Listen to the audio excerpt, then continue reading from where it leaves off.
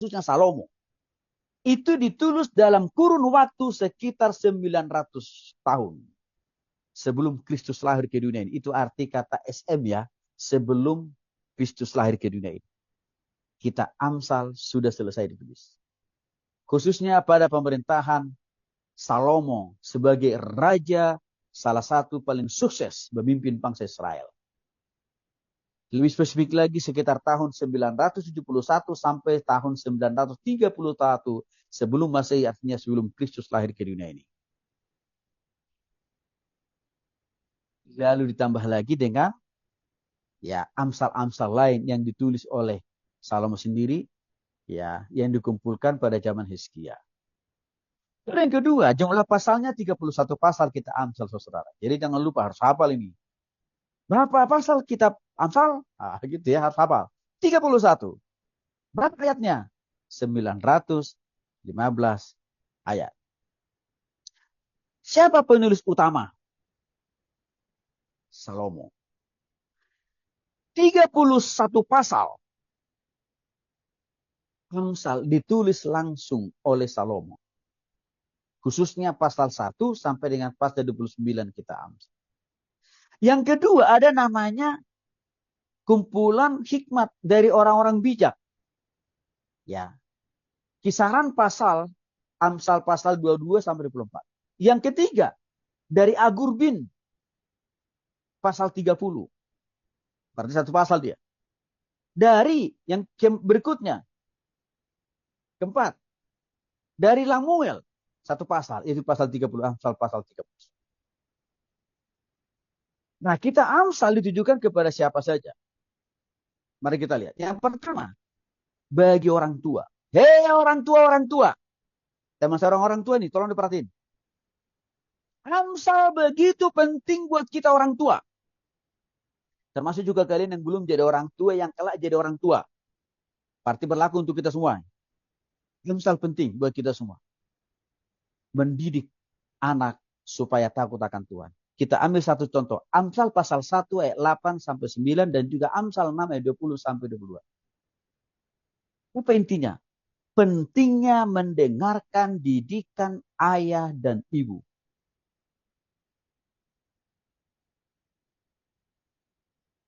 Apa maksudnya? Pendidikan, pengajaran, pembinaan, pemuritan. Itu dimulai dari keluarga. Bukan dari SD, SMP, SMA, perguruan tinggi. No. Dari keluarga.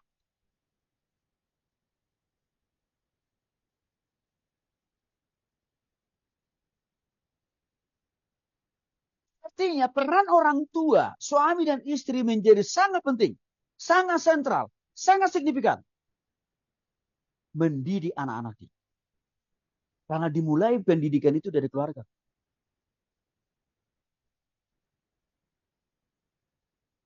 Jika kalau orang tua tidak memahami peran dan fungsinya dia sebagai guru di rumah tangga, apa yang terjadi? Anaknya dibiarkan saja. Dipasarkan saja ke sekolah. Apa yang terjadi?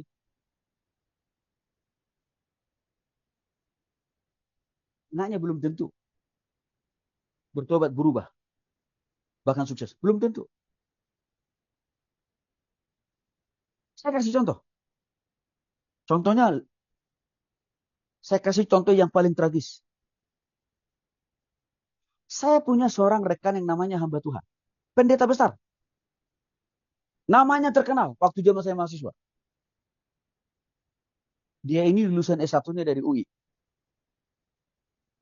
Lalu dia ambil S2 sampai S3. Udah doktor teologi. Suatu saat, dia mengutus anaknya kuliah di salah satu perguruan tinggi swasta di Bandung. Dan saya ketemu dengan anaknya.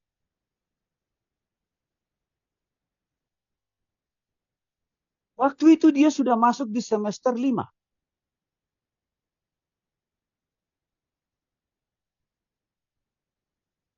Semester pertengahan. Tapi saudara tahu. Dari semester 1, 2, 3, 4. nilainya anjlok. IPK-nya 0. Lalu saya panggil anak pendeta ini. Kenapa IPK-kamu? Hancur banget, saya bilang. Selalu di mana? Saya tanya, uang kirimanmu dikasih orang tua berapa? 5 juta pas setiap bulan. Oke, berarti tidak ada masalah dengan uang kirimanmu. Tapi kosanmu di mana? Di jalan ini, nomor sekian. Berapa dibayar orang tuamu setiap bulan? Kontrakanmu? 5 juta. Berarti 1 bulan dia dapat 10 juta. Saya bilang, 5 juta kau bayar 1 bulan kosanmu. Kosan jenis apaan itu, saya bilang. Saya tahu saya di Bandung saja. Harga kosan 1,5 juta aja udah luar biasa isinya itu, saya bilang. Apa aja isi kosanmu? Lalu dia jelasin.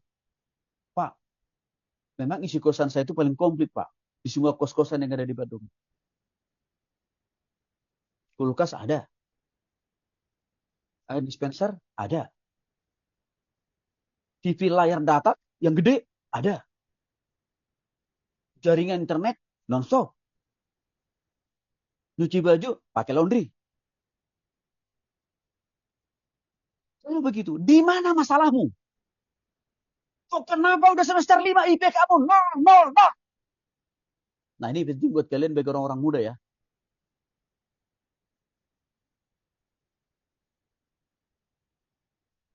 Pesanmu super hebat. Wah, kirimanmu banyak pak. Kenapa kamu gak pernah masuk kuliah?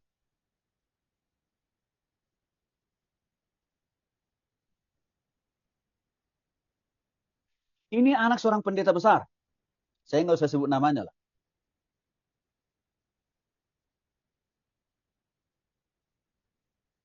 Apa jawaban anak ini?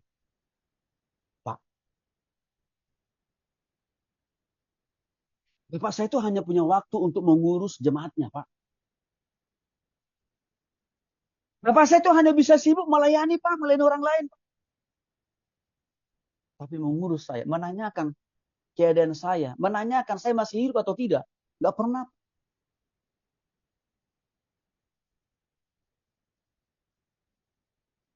Bahkan waktu saya dulu masih SD, SMP, SMA, tinggal sama papa di Jakarta.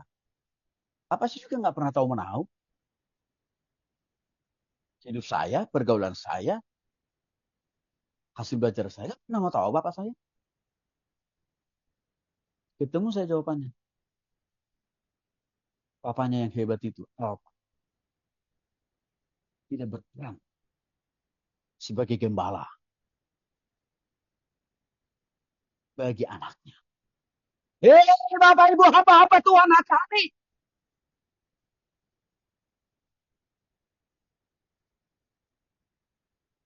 Nah, kita berpikir kalau kita sibuk melayani orang lain. Karena Tuhan sibuk urusin anak kita. Nggak bisa. Kita juga harus lebih sibuk ngurusin anak kita sendiri. Jangan hanya sibuk melayani orang lain. Bagi kalian orang-orang muda penting ini.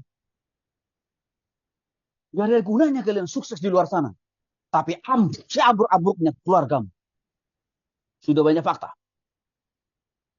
Kehancuran hamba-hamba Tuhan besar disebabkan karena gagal mendidik anaknya di dalam keluarga. Maka untuk itu saya sama anak saya sangat disiplin. Sangat tegas. Maka saya bersyukur kepada Tuhan. Kalau 2 anak saya, dua-duanya masuk ITB. Salah satunya sudah lulus dari ITB. Satu lagi masuk semester 5. Karena saya di istri saya konsisten mendidik mereka dimulai dari rumah, dan rumah. Menyerahkannya ke sekolah, ke kampus, no.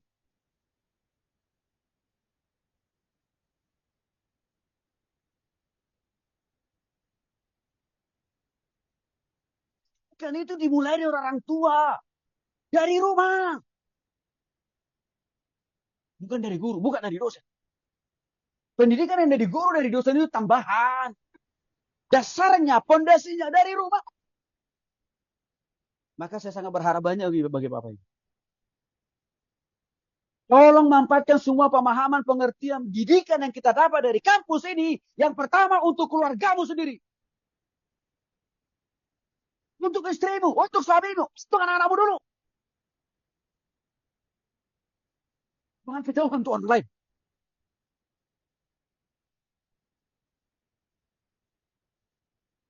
Dekat saya lihat kehidupan rumah tangga hamba-hamba Tuhan. Gagal mendidik anak-anaknya.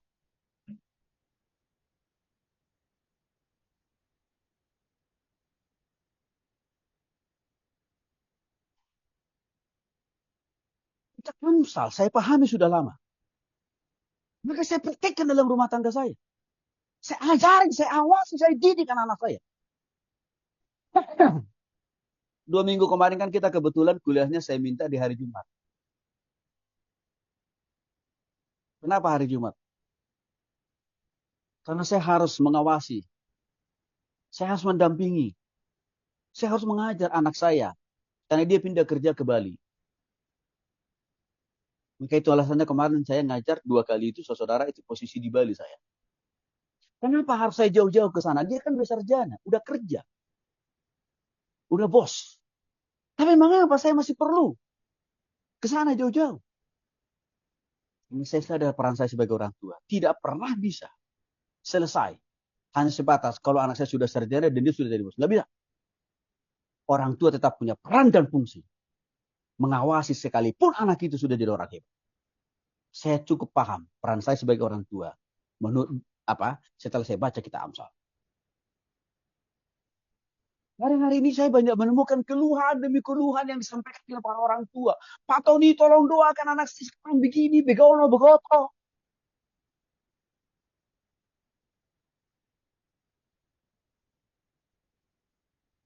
Ini apa?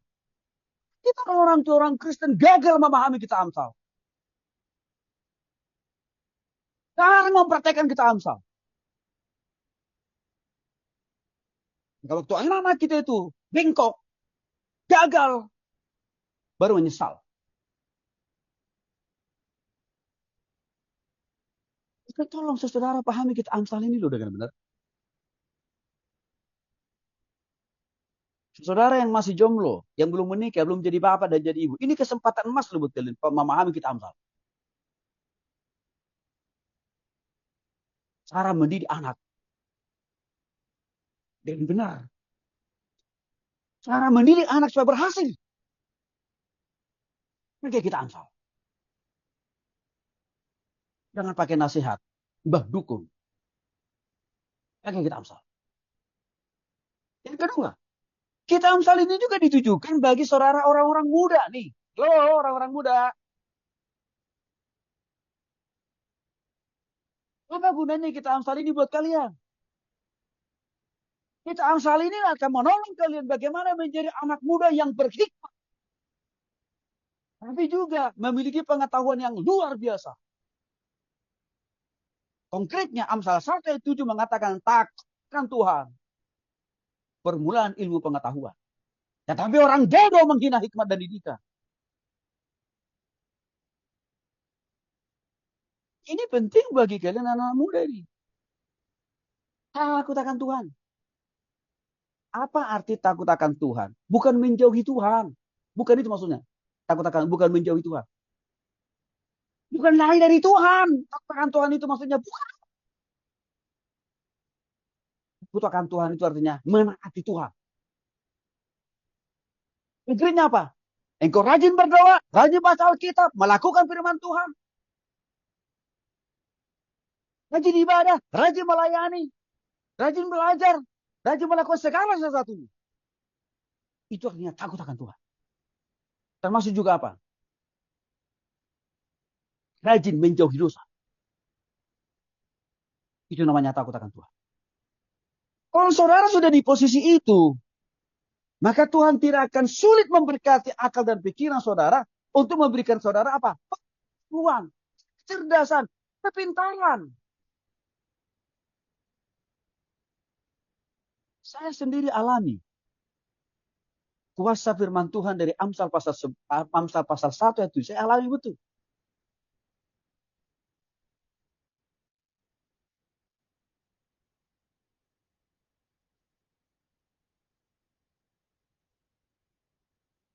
Dari dulu, saudara.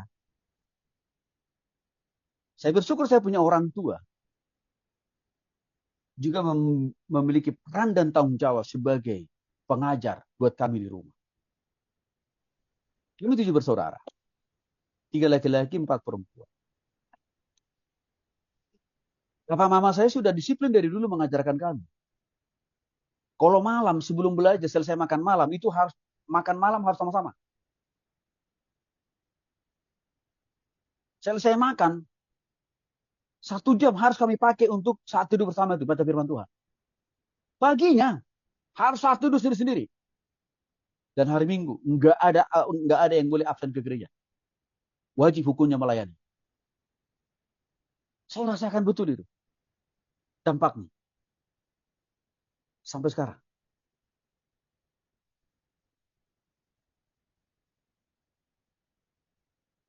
Jika pesan saya untuk saudara dan anak muda nih. Di masa mudamu jangan kau hambur-hamburkan. Untuk minum mabuk-mabukan.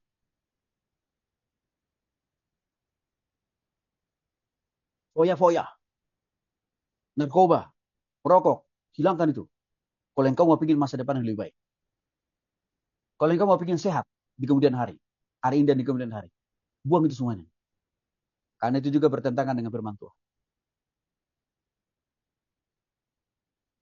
Jadi saudara, bagaimana menjadi orang yang pintar? Bagaimana menjadi orang yang cerdas? Bagaimana menjadi orang yang bisa cepat lulus, cepat pada waktunya? Lakukan firman Tuhan lewat kita Amsal. Pergunakan Tuhan. Caranya tadi saya sudah jelaskan. Sebagai orang tua ini juga penting. Kita perlu mendidik anak-anak kita itu supaya mereka takut akan Tuhan.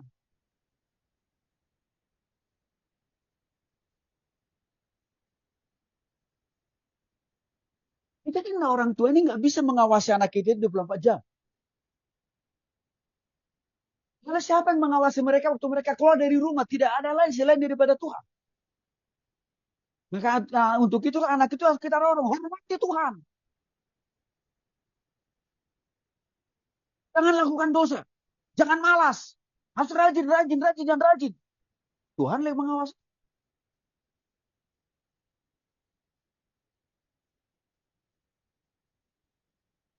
Penting juga ini untuk kita orang tua. Yang ketiga, kita Amsal ini juga ditujukan bagi siapa? Semua kita orang Kristen. Apapun denominasi dan gerejanya. Termasuk juga apa? Setiap orang yang mau membaca kita Amsal.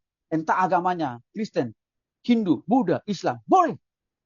Kalau dia baca kita Amsal. Maka kita Amsal akan menolong dia. Bagaimana mengisi dan mempergunakan hidup di dunia ini. Dengan benar. Bagaimana dia mempergunakan semua potensi yang Tuhan berikan baginya selama hidup di dunia ini dengan tepat. Contoh, Amsal pasal 3 ayat 5 sampai 6. Percayalah kepada Tuhan dengan segenap hati. Segenap hati itu berarti totalitas hati. Artinya apa? 100% hati kita. Gak boleh 99%. 100%. Segenap. Percayakanlah. Untuk dipimpin dan dikuasai oleh Tuhan. Untuk dipimpin, dikuasai, dan dikendalikan dan diarahkan oleh Roh Kudus. Jangan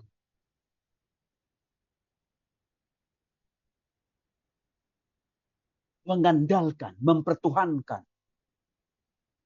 pengetahuanmu, wawasanmu, pengalamanmu, asetmu, kekayaanmu, tampangmu, kemudahanmu, kehebatanmu. Jangan, kata Tuhan. Kalau itu yang kau andalkan, maka Tuhan bilang, aku akan lepas tanggung jawab. Aku nggak mau ngurusin engkau, kata Tuhan. Karena engkau lebih menuhankan dirimu sendiri. Tapi kalau engkau saya mau tolong.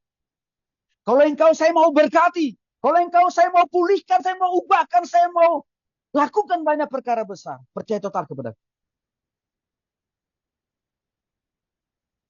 Kasih ini saudara. Jangan kita menuhankan yang lain selain daripada Tuhan. Jangan. Tetaplah Tuhan. Akuilah dia dalam segala laku, artinya apa? Libatkan Tuhan. Libatkan Tuhan. Setiap detik, menit, jam, hari, minggu, bulan, tahun. Di dalam melakukan segala aktivitas. Di dalam melakukan segala pekerjaan, usaha, bisnis, dan pelayanan. Libatkan Tuhan.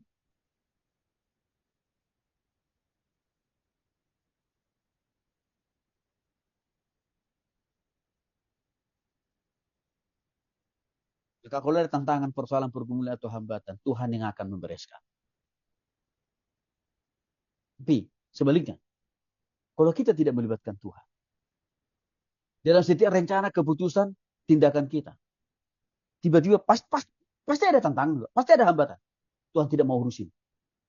Tuhan tidak akan mau tolong kita, karena di awal kita sudah salah. Salahnya kita di mana?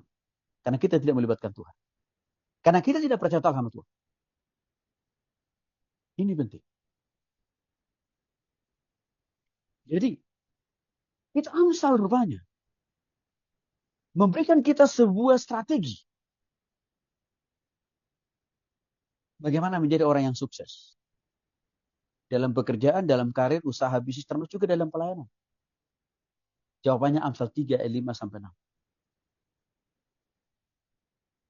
Jadi Bapak Ibu para pengusaha.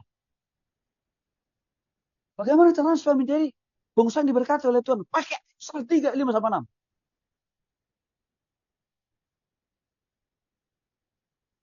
Bagi kita semua yang sedang belajar. Bagaimana caranya? Supaya sukses, supaya berhasil. Pakai Amsal 3 ayat 5 sampai 6. Bagi Bapak Ibu teman-teman saya hamba-hamba Tuhan. Sama prinsipnya. Kalau kita mau diberkati Tuhan lebih dan lebih lagi. Pakai Amsal 3 ayat 5 sampai 6. Percayalah kepada Tuhan dengan segenap hatimu. Jangan pertuhankan dirimu, kemampuanmu, gedung gerejamu, asetmu, persembahan jemaatmu. Jangan.